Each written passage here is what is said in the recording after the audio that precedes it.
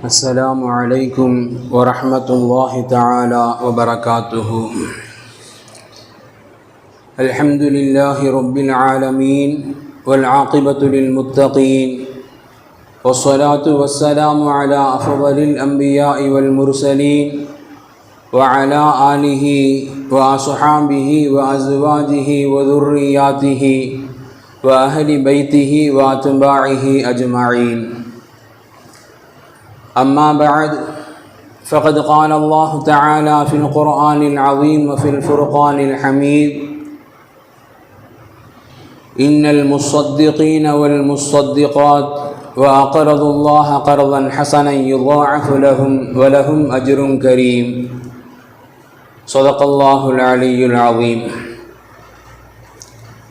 عن أبي هريرة رضي الله تعالى عنه قال: قال نبينا صلى الله عليه وسلم: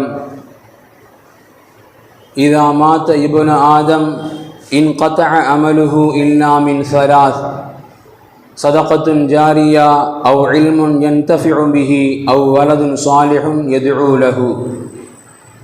وصدق رسول الله صلى الله عليه وسلم. எல்லா புகழும் புகழ்ச்சியும் ஏக இறைவனாகிய வல்லோன் அல்லாஹுக்கு சுப்ஹானஹு வ தஆலா ஒருவனுக்கு உரித்தாகட்டுமாக. அவனது இறுதி தூதர் ஹாத்தமுன் நபி முஹம்மதுன் ஸல்லல்லாஹு அலைஹி வஸல்லம் அன்னவர்கள் மீதும் அன்னாரது வாழ்க்கை வழிமுறைகளை தங்களது வாழ்வின் எல்லா நிலைகளிலும் கடைபிடித்து வந்த உத்தம சத்திய சுஹாபாக்கள், தாபிஈன்கள், தபஉ தாபிஈன்கள், அக்தாபுகள், அவுலியாக்கள், நல்லோர்கள், நாதாக்கள், மேலும் உலகளாவிய முஸ்லிம்கள் குறிப்பாக இந்த ஜும்ஆவிற்கு வருகை தந்த இன்னும் வரவிருக்கின்ற நம் அனைவர்கள் மீதும் வல்லோன் அல்லாஹ்வின் அன்பும் அருளும் என்றென்றும் நிறைவாக உண்டாவதாக. ஆமீன்.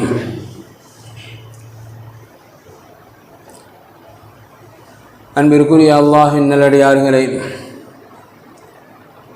சங்கை மிகுந்த பாக்கியமான ரமதானுடைய காலத்தை கடந்து ஷவ்வாலுடைய முதல் ஜும்ஆவில் நாம் எல்லாம் வீற்றிருக்கின்றோம். நபிகள் பெருமானார் ஸல்லல்லாஹு அலைஹி வஸல்லம் அன்னவர்கள் ரமதானை சிறப்புப்படுத்தி கூறக்கூடிய பல்வேறு விதமான சிறப்புகளில் இப்படியும் ஒரு சிறப்பை சொல்லித் தருவார்கள். ரமதானுடைய காலகட்டம் ஒசுஃபிதத்தி ஷயாத்தீன், சில ரிவாயத்துகள் முருதத்து ஷயாத்தீன், வரம்பு மீறி திரியக்கூடிய ஷைத்தான்கள் விலங்கிடப்படுகின்றார்கள், அவருடைய சேஷ்டைகள் கொட்டங்கள் அடக்கப்படுகின்றது என்பதாக நபிகள் பெருமானார் ரமதானுக்குண்டான பல்வேறு சிறப்புகளில் இதையும் ஒரு சிறப்பாக நபிகள் பெருமானார் சொல்லித் தருவார்கள். ரமலானிற்கு பிறகு விலங்கிடப்பட்ட ஷைத்தான்கள் மீண்டும் அவிழ்த்து விடப்படுகின்றார்கள். அவரது சேட்டைகள் துன்யாவில் அதிகமாகும் என்பதை நபிகள் பெருமானார் சுட்டிக்காட்டியதை போலவோ அதற்கேற்றார் போலவே அல்ஹம்துலில்லாஹ் ரமதானை கடந்து விட்டோம். ஈதுடைய தினத்தை கொண்டாடி 2 தினங்கள் வருவதற்குள்ளாக இந்த சமுதாயத்தை மீண்டும் ஒரு பேரதிர்ச்சிக்குள்ளாக, இந்த சமுதாயத்தை மீண்டும் ஒரு வீழ்ச்சி பாதையில் தள்ளுவதற்கு,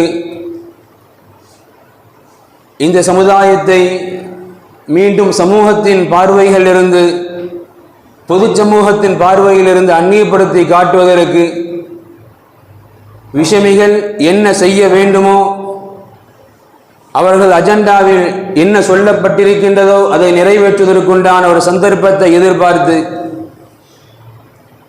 நேற்றைக்கு முந்தைய தினம் புதன்கிழமை நள்ளிரவிலேயே அதை அமல்படுத்தவும் செய்திருக்கின்றது பாசிசத்தினுடைய ஆணிவேர்கள். இந்தியாவினுடைய அனைத்து மாநிலங்களிலும் அனைத்து மாவட்டங்களிலும் இதற்குண்டான எதிர்ப்பலைகளை எவ்வளவு தூரங்கள் வெளிப்படுத்த முடியுமோ அவ்வளவு தூரங்கள் இஸ்லாமிய சமுதாயம் வெளிப்படுத்தி கொண்டிருக்கின்றது. ஒரு 4-5 ஆண்டுகளுக்கு முன்பாக எப்படி குடியுரிமை சட்டத்திற்காக இந்த சமுதாயம் வீதிக்கு வந்ததோ, வீதிகளிலேயே தங்க வேண்டிய ஒரு சூழல் ஏற்பட்டதோ, அதுபோன்ற ஒரு நிர்பந்தத்திற்கு இந்த சமுதாயத்தை மீண்டும் உட்படுத்த வேண்டிய ஒரு சூழலுக்கு இந்த பாசிசத்தினுடைய பிடிகள் நம்மை தள்ளி இருக்கின்றது. அல்லாஹ் பாதுகாத்தருள வேண்டும். இன்று இந்தியாவுடைய மிகப்பெரிய பூதாகரமான பிரச்சனையாக மாறி இருக்கக்கூடிய பிரச்சனை வக்ஃப் சம்பந்தப்பட்ட பிரச்சனை. இன்றைய பாசிசம் கொண்டு வந்திருக்கக்கூடிய வக்ஃப் சட்டத்தினுடைய புதிய திருத்தங்கள்,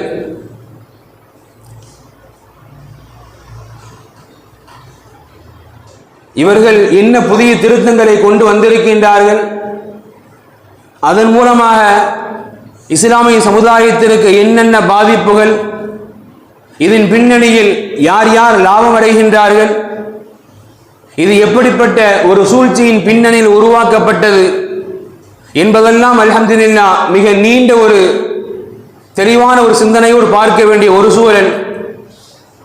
அதற்கு முன்பாக இந்த சமுதாயம் முதலில் தெரிந்து கொள்ள வேண்டியது வக்ஃபை குறித்துண்டான ஒரு சிந்தனை. வக்ஃப் எங்கிருந்து ஆரம்பமாகின்றது, இந்த வக்ஃபை இஸ்லாம் எதற்காக மானுட சமூகத்தில் இதை வளர்த்தெடுத்திருக்கின்றது என்பதை குறித்துண்டான சிந்தனைகள் எல்லாம் நமக்கு ஆரம்பமாக தேவை என்கின்ற அடிப்படையில் இன்ஷா அல்லாஹ் வக்ஃபை குறித்துண்டான அவசியமான சில சிந்தனைகளும் சில சட்டங்களும். முதல்ல வக்ஃப்ல என்ன? வக்ஃப் அரபியில இதுக்கு பெயர் தடுத்தல், நிறுத்துதல் என்பதாக அர்த்தம். ஒரு முஃமினான மனிதர் ஒரு பொருளையோ ஒரு இடத்தையோ, தனக்கு சொந்தமான ஒரு பொருளை, இதை அல்லாஹ்விற்காக நான் கொடுத்து விட்டேன், இனிமேல் அதிலிருந்து அவர் கூட யாருக்கும் விற்பதற்கோ வாங்குவதற்கோ அன்பளிப்பாக கொடுப்பதற்கோ அவருக்கு கூட உரிமை கிடையாது, அல்லாஹ்விற்கு மட்டுமே உரிமையானது. வக்ஃப்னு சொல்லிட்டா எதை வக்ஃப் செய்யறோமோ அந்த பொருள் அவருக்கு உரிமை இல்லை, அல்லாஹ்விற்கு சொந்தமானது. அதனுடைய உரிமைகளை தடுத்து நிறுத்துதல், இதுதான் வக்ஃபுக்கு பெயர். இந்த வக்ஃப் அண்ணன் பெருமானாருடைய காலகட்டத்தில் பொதுவாகவே இஸ்லாம் நன்மைகளுக்குண்டான பல்வேறு விதமான வழிமுறைகளை காட்டித்தரக்கூடிய இஸ்லாமிய மார்க்கம். இன்னைக்கு உலகத்தில் பார்த்தா எல்லா மதத்திலும் நன்மையான காரியங்களுக்காக அவங்களால முடிஞ்சதை செஞ்சுக்கிட்டு தான் இருக்கிறாங்க. இஸ்லாம் நன்மையான காரியங்களுக்காக பல்வேறு விதமான வழிமுறைகளை காட்டித்தரக்கூடிய இஸ்லாமிய மார்க்கம். அதில் உயர்ந்த ஒரு வணக்கமாக, உயர்ந்த ஒரு வழிபாடாக இந்த வக்ஃபை நமக்கு அடையாளப்படுத்துகின்றது. ஆரம்பமாக நபிகள் பெருமானார் ஸல்லல்லாஹு அலைஹி வஸல்லம் அன்னவர்கள்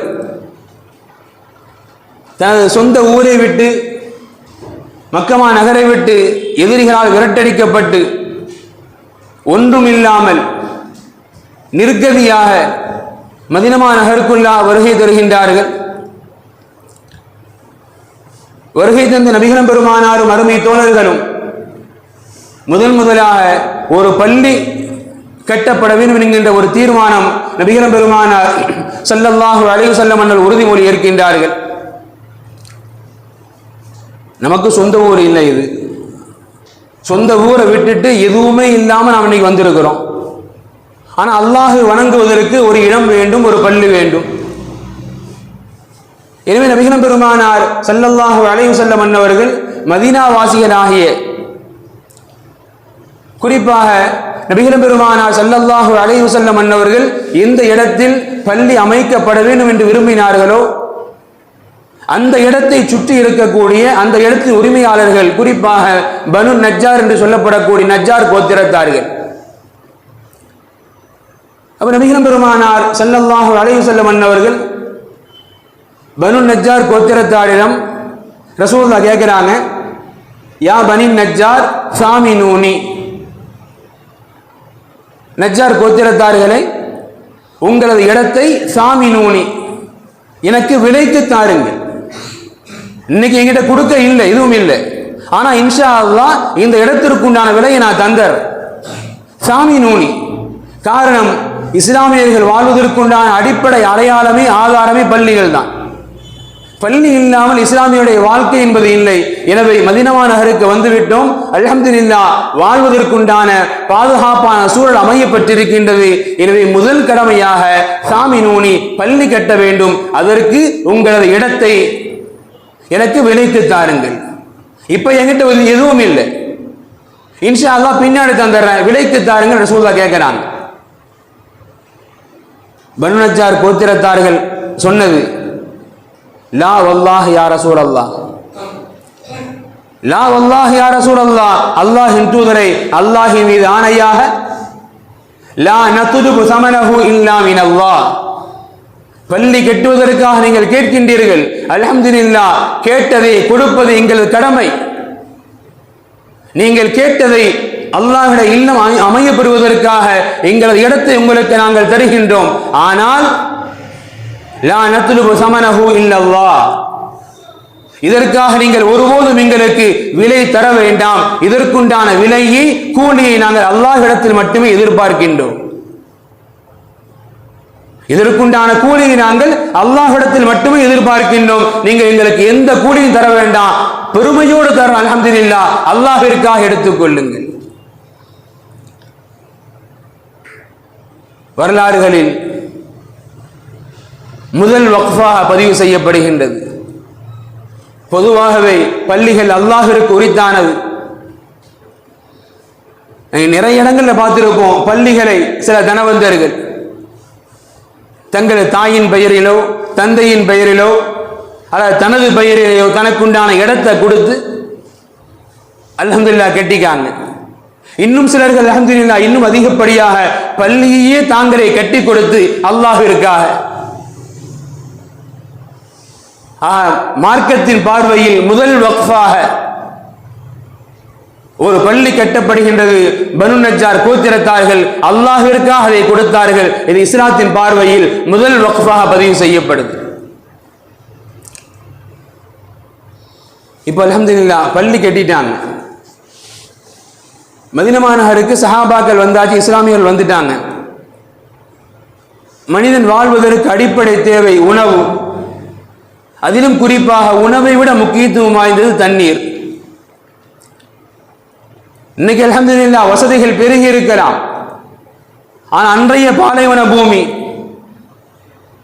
மதீனா நகரில் குடிப்பதற்குண்டான தகுதியுள்ள தண்ணீர் என்பது ரொம்ப ரொம்ப கம்மி. மதீனா நகரில் குடிப்பதற்கு தகுதியான தண்ணீர் என்பது ரொம்ப ரொம்ப கம்மி. ஒரே ஒரு கிணறு இருக்குது, பிகர மவுனா. ஒரே ஒரு கிணறு உள்ளது, பிகர மவுனா. யாரிடத்தில்? யூதனிடத்தில். பொது அன்னைக்குள்ள வியாபார தந்திரம் அப்படித்தானே, கிடைச்ச வரைக்கும் லாபம். அவர் ஒரு யூதர், எனவே தண்ணீர் வேண்டுமா, இத்தனை தீனார கொடுங்க, கொள்ள காசுமம்ல. அது மாதிரி எது நியாயம் அதை கொடுத்தா பரவாயில்ல, கொள்ள காசுக்கு உங்களுக்கு தண்ணி வேணும்டா இவ்வளவு கொடுத்து வாங்கிக்காங்க. நபிகள் பெருமானார் ஸல்லல்லாஹு அலைஹி வஸல்லம் அன்னவர்கள் அப்பொழுதுதான் அவர் அறிவிப்பு செய்தாங்க, மை யஷ்தரா பிகர மவுனா, மை யஷ்தரா பிகர மவுனா, மவுனா கிணற்றை வாங்குபவர் யார்? நம்மில் வாங்கணும். فَيَجْعَلُ فِيهَا دَلْوُهُ مَعَ دِلَاءِ الْمُسْلِمِينَ بِخَيْرٌ لَهُ مِنْهَا فِي الْجَنَّةِ. நபிகள் பெருமான் சொன்னாங்க, பிகர மவுனா என்கின்ற ஒரு கிணறு தான் குடிப்பதற்கு நல்ல வசதியான தண்ணீரா இருக்குது. ஆனா யூதங்கிட்ட இருக்கிறதுனால கொள்ளை விலை கொடுத்து மக்களால் வாங்க முடியல, அநியாய விலைக்கு. எனவே இஸ்லாமியர்களை நம்மில் யாரேனும் அந்த கிணற்றை விலை கொடுத்து வாங்குறீங்களா என்று சொன்ன நபிகள் பெருமான் அடுத்து கேட்டாங்க, பொதுவாக அப்படித்தானே, ஒரு பொருள் நமக்கு உரிமைன்னு சொன்னா நாம் இப்படி யூஸ் பண்ணலாம். ஆனால் ரசூல் அங்கே அப்படி சொல்லலை. அதை விலை கொடுத்து வாங்குங்க. ஆனால் பொதுமக்கள் எப்படி பயன்படுத்துகின்றார்களோ அதே உரிமை தான் உங்களுக்கு. அங்கே பொதுமக்கள் அங்கே எப்படி பயன்படுத்துகின்றார்களோ அவங்களுக்கு ஒரு குடம்னா வாங்கினவருக்கு ஒரு குடம் தான், அவங்களுக்கு 2 குடம்னா வாங்கினவங்களுக்கு 2 குடம் தான்.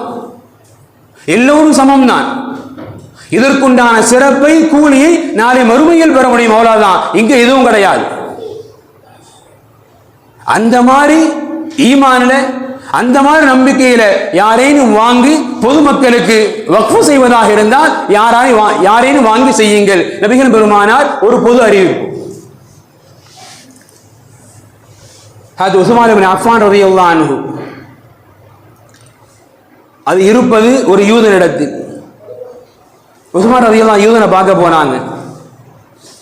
போய் கேட்டாங்க, மவுனாங்கிற கிணத்தை எனக்கு தாங்க, விலைக்கு தாங்க.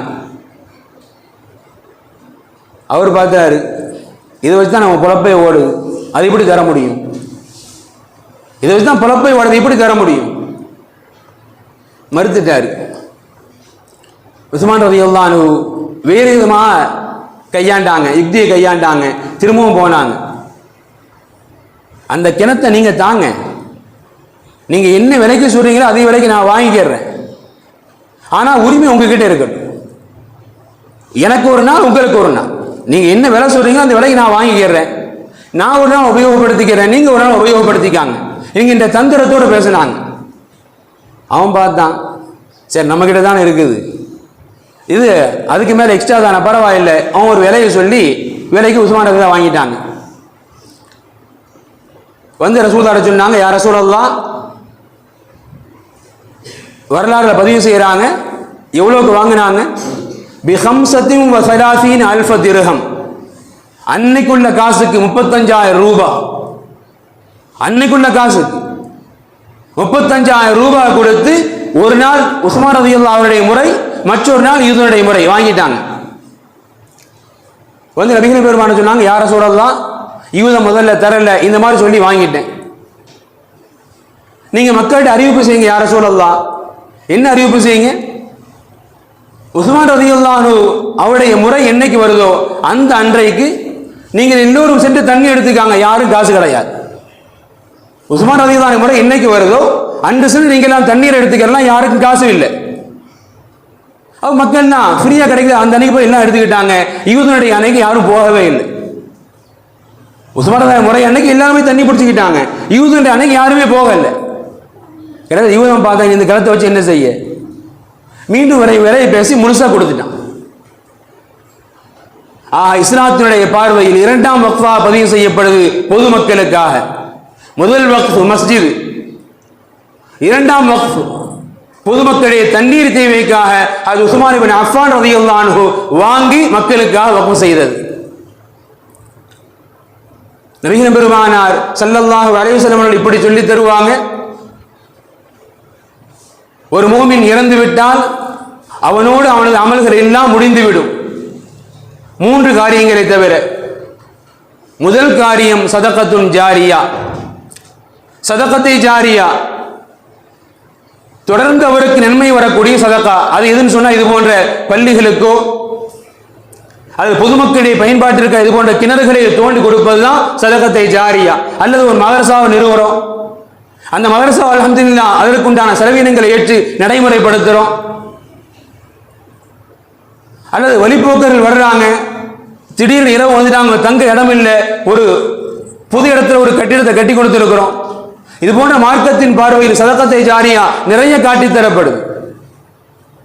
அந்த சதகத்தை ஜாரியாவில் முதல் இடம் பெறுவதுதான் வக்ஃப் என்பது. அந்த வக்ஃபை மாணவி ஸல்லல்லாஹு அலைஹி வஸல்லம் அன்னுடைய காலகட்டத்தில் இருந்து சஹாபாக்கள் நிறைய செய்து வந்திருக்கின்றார்கள். எந்த அளவுக்கு சொன்னா, நபிகள் பெருமானார் ஸல்லல்லாஹு அலைஹி வஸல்லம் அன்னவர்கள் இப்படி சஹாபாக்களுக்கு ஆர்வப்படுத்தி இருக்கிறாங்க.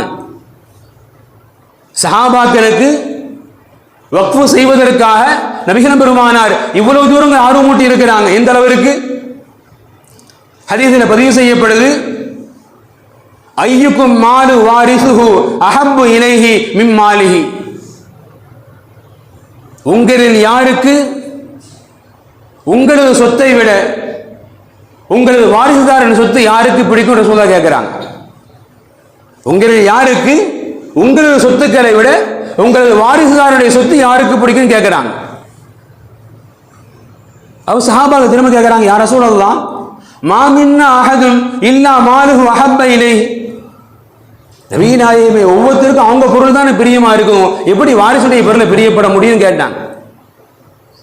நபிகள் பெருமானார் சொன்ன விளக்கம், நபிகள் பெருமானார் சொல்லிக் கொடுத்த விளக்கம் புகாரியுடைய ஹதீஸ். ரசூலுல்லாஹ் சொல்றாங்க, ஃபஇன்ன மாலுஹு மா கத்தம. உன் பொருள் எது தெரியுமா? உன் பொருள் எது தெரியுமா? அல்லாஹ்விற்காக, மார்க்கத்திற்காக, நன்மையான காரியங்களுக்காக நீ எதை செலவழித்தாயோ அதுவே உன் பொருள்.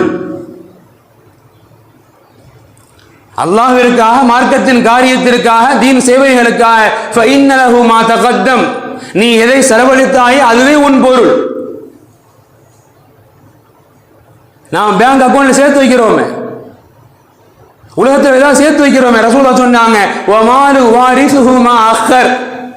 நீ எதையெல்லாம் விட்டுட்டு போறாய் அதெல்லாம் வாரிசு சொத்துப்பா. எதை விட்டு விட்டு செல்கின்றாய் அதெல்லாம் வாரிசு சொத்து, ஆட்டோமேட்டிக்கா போயிடும். உன் சொத்து எது? நீ ஹயாத்தோடு இருக்கின்ற பொழுது நன்மையான காரியங்களுக்காக நீ எதை செலவழித்தாயோ அதுவே உனக்குண்டான சொத்து. இப்ப ரசூலுல்லாஹ் கேட்டாங்க, உங்கள யாரு உங்களது பொருளை விட வாரிசுதாரன் பொருளை யார் விரும்புவார்? ரசூலுல்லாஹ் கேட்டாங்க. நபிகள் பெருமானார் ஸல்லல்லாஹு அலைஹி வஸல்லம் அவர்கள் அருமை சஹாபாக்களுக்கு, ஏற்கனவே சஹாபாக்கள் ஒருபோதும் கஞ்சர்கள் அல்ல, இருப்பினும் நபிகள் பெருமானார் ஸல்லல்லாஹு அலைஹி வஸல்லம் அவர்கள் அருமை சஹாபாக்களுக்கு சதகாவை குறித்து, குறிப்பாக சதகத்தை ஜாரியாவை குறித்து, வக்ஃபுடைய நன்மைகளை குறித்து அதிகம் ஆர்வம் ஊட்டுவதற்காக நபிகள் பெருமானார் இந்த வார்த்தைகளை சொல்லிக் கொடுத்தார்கள், பயன்படுத்தினார்கள். இமாம்கள் சொல்லித் தருவாங்க.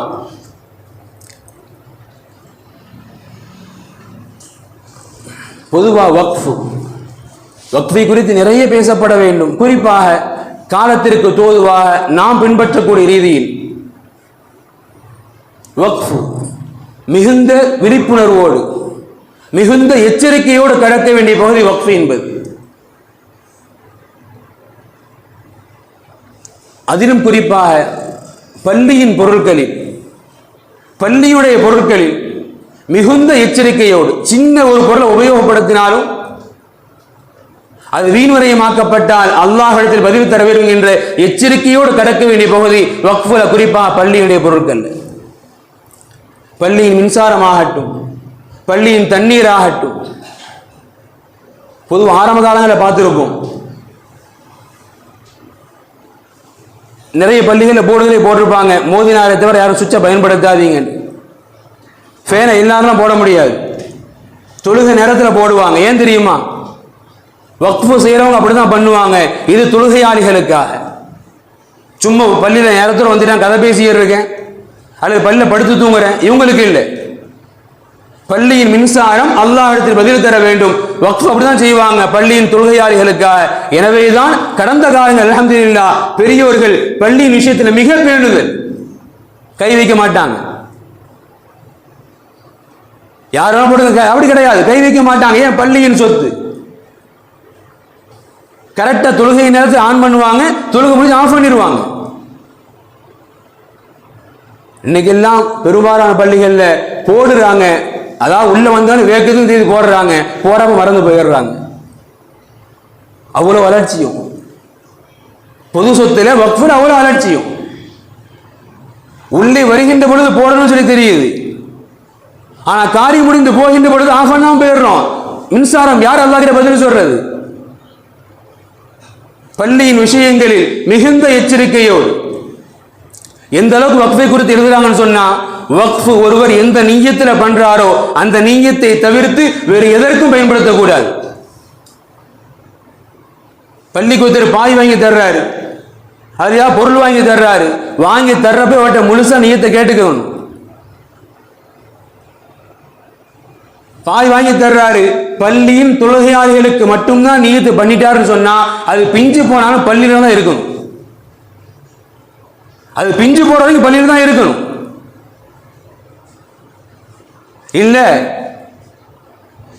தொழுகையாளிகள் இது கடந்து அந்த பாய்க்கு வேற வரி இல்லை தேவையில்லைன்னு சொன்னா வேலைக்கு பயன்படுத்திக்காங்கன்னு சொன்னாதான் பள்ளி விட்டு வெளியே போகணும். அது வக்ஃபு அவ்வளவு தூரங்கள். வக்ஃபுடைய சட்டங்கள் பள்ளியில சின்ன கிதாபு வெளியே தூக்கிட்டு போக அனுமதியே கிடையாது. பள்ளிக்குள்ள வக்ஃபுன்னு வந்துருச்சா இங்கிருந்து ஓதலாம், இங்கிருந்து அனுபவிக்கலாம். பள்ளியோட காம்பவுண்டை தாண்டி வெளியே போக உரிமை கிடையாது. வக்ஃபு அல்லாஹ் இருக்காக. கொடுத்தவர்கிட்ட நான் போய் கேட்டுக்கிறேன், கொடுத்தவருக்கு நீ உரிமை இல்லை. அங்க இனி கொடுத்தவருக்கு ஹதியா செய்தவருக்கு அங்க உரிமை இல்லை. வக்ஃபு அவ்வளவுதான். வக்ஃபு எதற்காக கொடுக்கப்பட்டதோ அதற்கு மட்டும்தான் பயன்படுத்தப்பட வேண்டும். வக்ஃபுடைய சட்டங்கள் மிக மிக அழுத்தமானது. அதனால தான் இன்ன வரைக்கும் சவுதிகள் போன்ற இஸ்லாமிய நாடுகளில் பார்க்கலாம். அது உஸ்மான் ரலியல்லாஹு அன்ஹு அவர் வாழும் காலகட்டத்தில் கொடுத்த வக்ஃபுகள் அதிகம். இன்ன வரைக்கும் அது பல ரூபங்களாக பல கட்டிடங்களாக மாறி இருக்குது. ஆனால் எல்லா கட்டிடங்களிலும் ஹாதா வக்ஃபு உஸ்மான் இப்னு அஃபான். அது இன்னைக்கு வேற மாதிரி மாறி இருக்கலாம். ஆனா முகப்புல இருக்கும் இது உஸ்மான் ரலியல்லாஹு வக்ஃபு என்பதாக எழுதப்பட்டிருக்கும். அரசாங்கத்தின் பெயர் அங்க இருக்காது. காரணம் வக்ஃபு செய்தவர் வக்ஃபு தான். அது கடைசி வரைக்கும் யாரும் மாற்ற முடியாது. வக்ஃபில் அவ்வளவு பெரிய உரிமைகள் உண்டு, அவ்வளவு பெரிய பாதுகாப்பு உண்டு. வக்ஃபை நாம எளிதா அசால்ட்டா நினைச்ச மாதிரிலாம் பயன்படுத்தலாம், கிடையவே கிடையாது. வக்ஃபுடைய சட்டங்கள் மார்க்கத்தின் முன்னோடிகள் இமாம்கள் வகுத்திருக்கிறாங்க. சட்டங்களை படித்து பார்ப்போம் என்று சொன்னால் அவ்வளவு அழுத்தமான சட்டங்கள், நிறைய சட்டங்கள் உண்டு. முதல் சட்டமா எழுதுறாங்க வக்ஃபை யார் செய்யணும்? தெளிந்த சிந்தனையுள்ள புத்திசாலியான மனிதர் அவர் வக்ஃபு செய்யணும். வக்ஃபு செய்யக்கூடிய பொருள் அது கண்களுக்கு முன்னால் காணப்படக்கூடிய பொருளா இருக்கணும். ஷேர் மார்க்கெட்ல இருக்குது அங்க இருக்கு அப்படி இல்லை, கண்களுக்கு முன்னால் அந்த பொருள் இருக்கணும். இதுதான் வக்ஃபு செய்யறேன். வக்ஃபு செய்யக்கூடிய பொருள் நல்ல காரியங்களுக்கு மட்டும்தான் பயன்படுத்தப்படணும், வேறு எதற்கும் பயன்படுத்தக்கூடாது. வக்ஃபு செய்யக்கூடிய பொருளை இதற்குத்தான் பயன்படுத்த வேண்டும் என்று வக்ஃபு செய்வர் குறிப்பிட்டு செய்யணும். அதுபோல் வக்ஃபு செய்கிறவர் இத்தனை வருஷத்துக்கு வக்ஃபா இருக்கும் அப்புறம் வக்ஃபு இல்லை அப்படி செய்யக்கூடாது. வக்ஃபுடைய விஷயத்தில் நிறைய சட்டங்கள். எனவேதான் நமது முன்னோர்கள் இந்த சமுதாயம் ஒரு காலத்திலும் கஷ்டப்பட்டு விடக் கூடாது என்பதற்காக தங்களால் என்ன முடியுமோ அத்தனை வக்ஃபாக இந்த சமுதாயத்திற்கு விட்டு போயிருக்கிறாங்க. இன்னைக்கு ஒரு நிலவர பிரகாரம், அதிலும் குறிப்பாக அரசாங்கத்தினுடைய கணக்கின் பிரகாரம்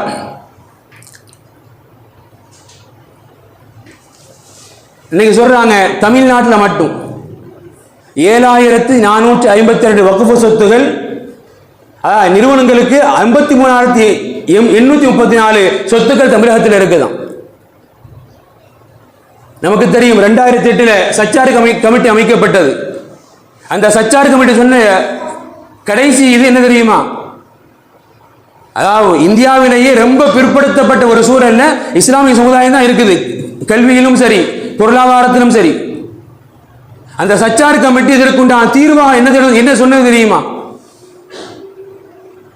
இந்தியாவில் இருக்கக்கூடிய குறிப்பா தமிழகத்தில் இருக்கக்கூடிய வக்ஃபு சொத்துக்களை முன்னோர்கள் எந்த நோக்கத்திற்காக விட்டுவிட்டு சென்றார்களோ அந்த நோக்கத்தில் பயன்படுத்தப்பட்டால் இந்த சமுதாயம் யாருக்கிட்டையும் கையேந்த வேண்டாம்.